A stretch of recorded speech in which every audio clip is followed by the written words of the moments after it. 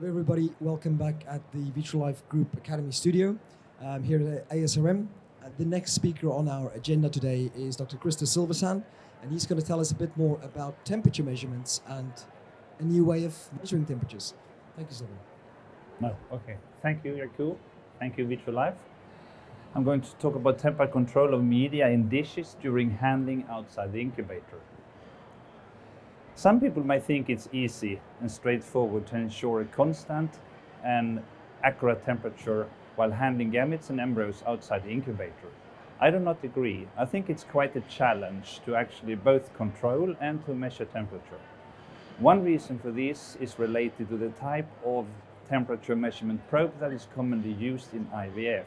Some of these probes are simply not suitable at all for this measurement, and it has to do with specific characteristics of this probe.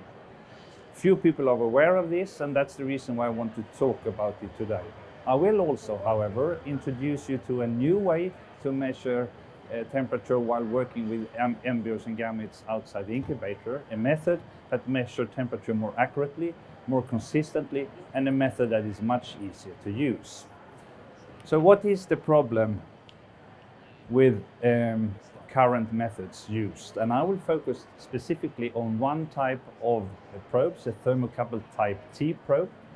That is, the reason is this is by far the most commonly used probe for these type of measurements in IVF. This probe is unfortunately not suitable to use at all, and the reason for that is that it contains high levels of copper.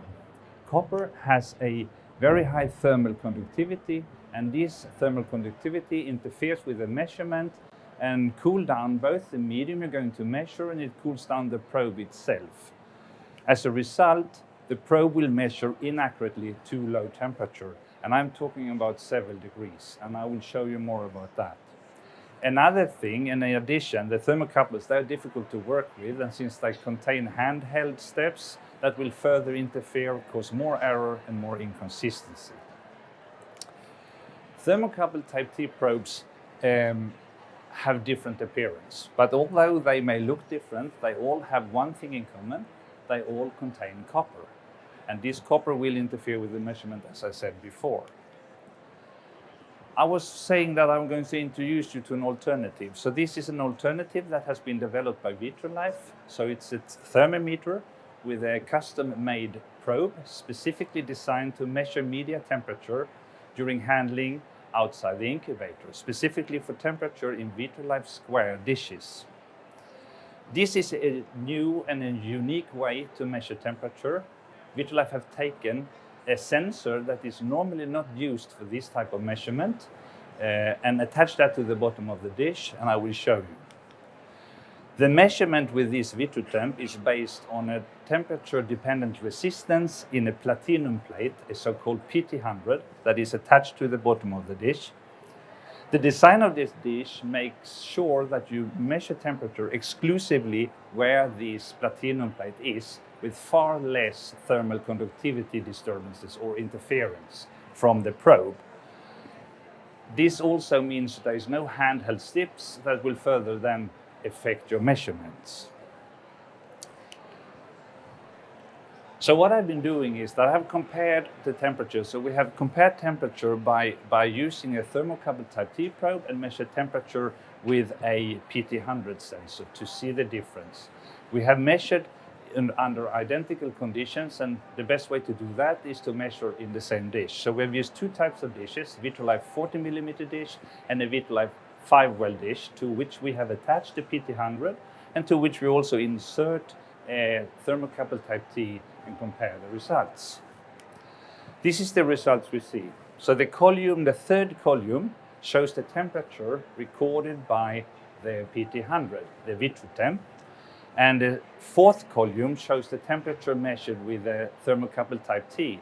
And the last column in red shows the difference. And as you can see, constantly, the thermocouple type T measure much lower temperature, and it's several degrees, between 2 to 3.5 degrees lower. And this is sort of will affect your way of working, and I come back to that later. I tested with different dishes, I tested with different volumes, and I tested with different dish setups. So does that mean that the thermocouple type T is not working, is incorrect in general? Well, we took a thermocouple type T and we placed it inside an incubator, which means that the entire length of the probe is in the incubator, and we also placed the VitroTemp in there. And in that case, we measured identical temperatures. So this clearly shows that it's not the probe that is not working.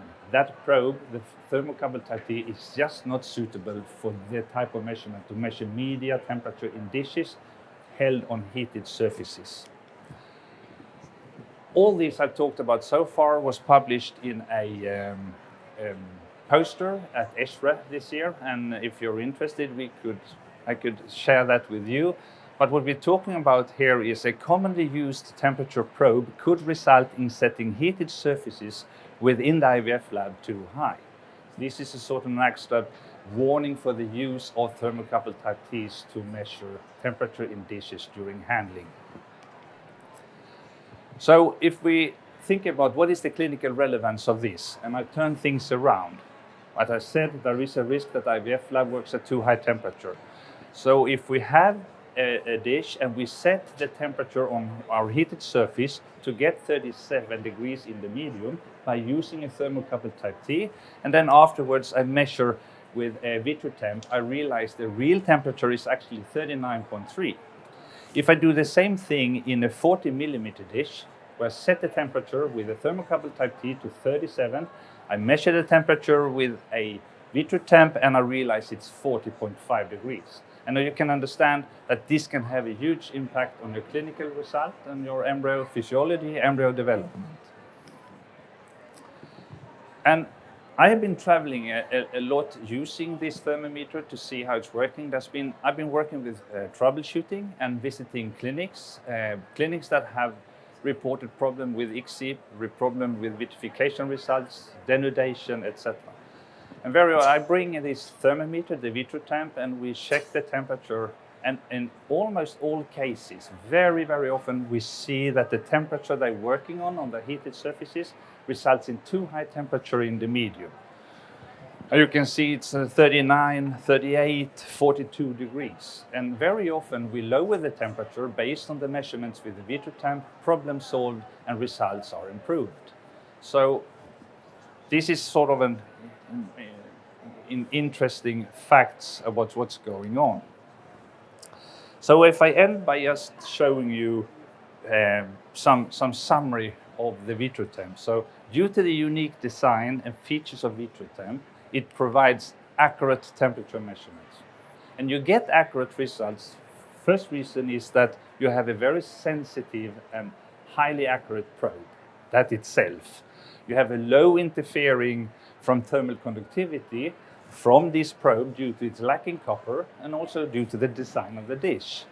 And the temperature measurements of the medium occurs exclusively where the platinum plate is, which mimic also where the embryos are. But in addition, you get stable and repeatable measurements, and you also get measurements that is very, very easy to perform, especially compared to using a thermocouple type T. We are in the booth. If you're interested to see it, we will be here and support it. Thank you very much. Thanks. Any questions at this stage? So for this, we have to use these dish only. This We can't use in other BD Falcon and other dishes. We can't use you this. cannot, because Vitrolife dishes differ completely since they are in direct contact with the heated surface, and that's the only dishes I'm aware of is doing that.